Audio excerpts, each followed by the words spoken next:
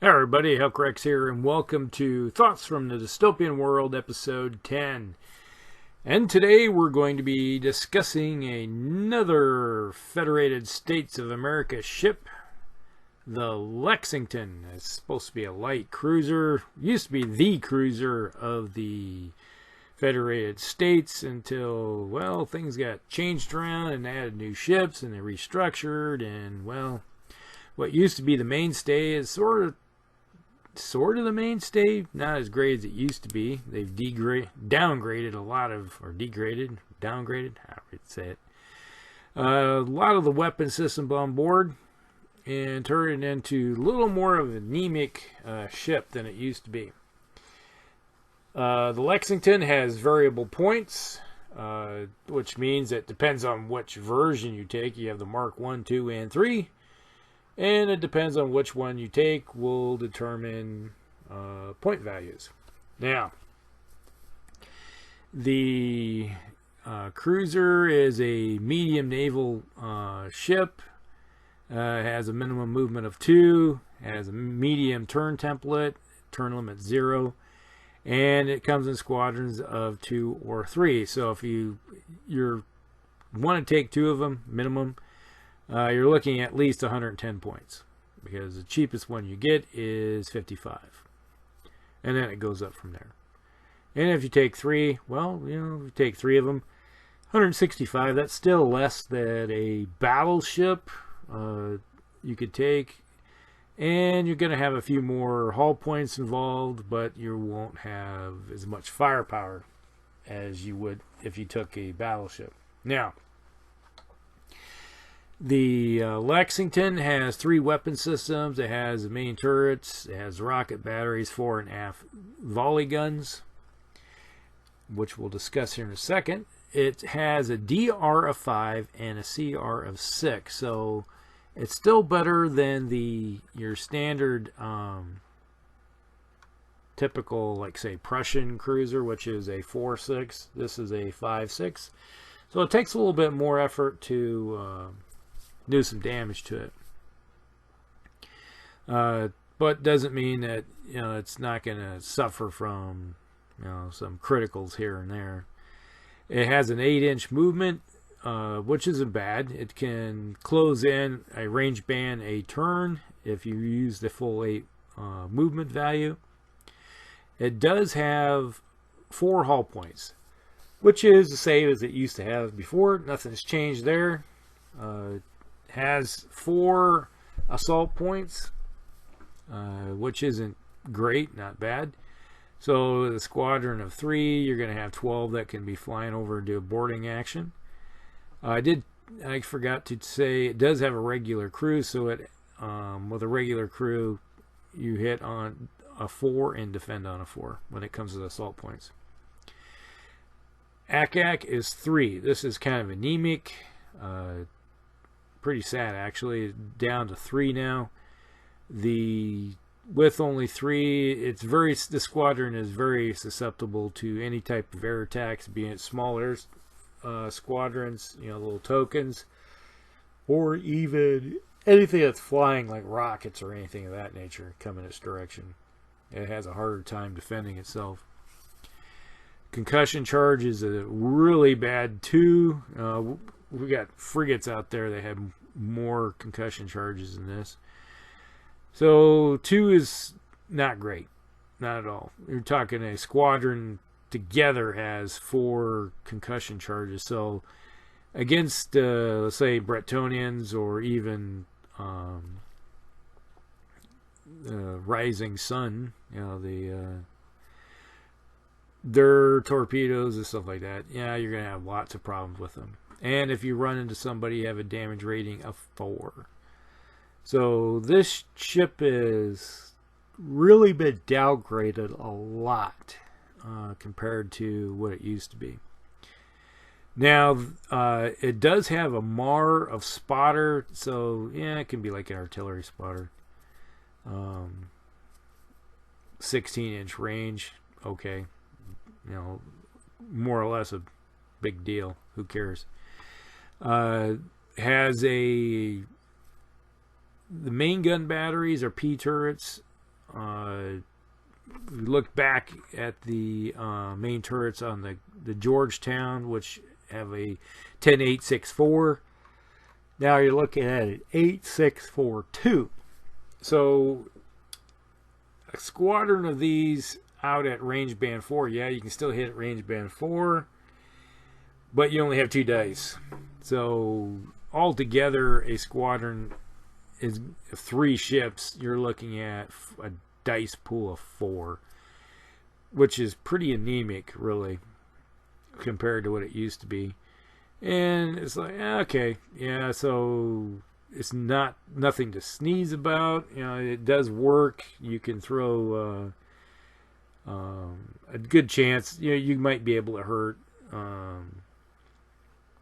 a cruiser or something with 4 dice out at range band 4, but don't count on it. If you get lucky, you get lucky. That's just how you just really look at it, that range band. It isn't until you get into range band 3 where you have 4 dice when you're going to throw a squadron of 3 will throw 8. And you got a good chance of doing some damage. So you have to get into range band 3 before you even start doing anything.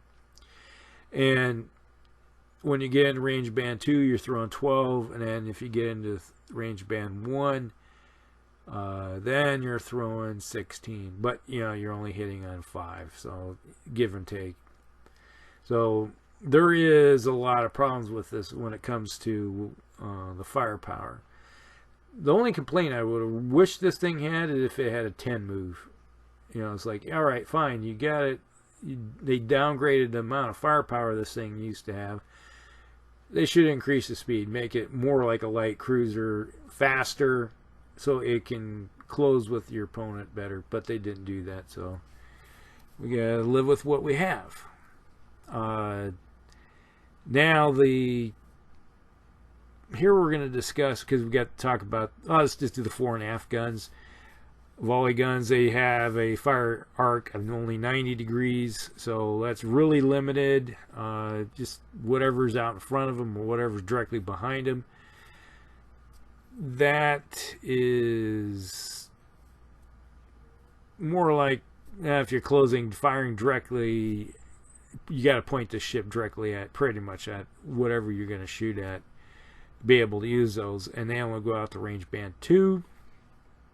So a squadron of 3 of these guys will only throw 6 dice at range band 2, and then you get 10 dice at range band 1. But they're S's, so yeah, they're good for fighting off a little bit of like the frigates and destroyers and stuff. And if you get close enough to cruisers, yeah, you got a good chance of doing some damage against one of them. But, you know, the range isn't great along with the dice. So it's kind of more of an afterthought weapon system. Now, the Mark I ship for 55 points. This is your cheap one. Only has a kinetic generator. This is where you get your speed, but you have this. Basically, you get that for free, you know, for 70 points. So 15 more points, you can have a Georgetown, which is a lot better ship. And more or less, you're going to be looking at what's the better way. Can I afford to take some Georgetowns over the Lexingtons? The Lexingtons used to be, it's like, yeah, I want a bunch of these things. And I have a bunch of Lexingtons. But at 55, you probably will just be running the kinetic generator, and you do have a chance of getting up to 14-inch movement per turn, but your mileage may vary because you roll a d6, it's variable, so you may only have a 9-inch movement.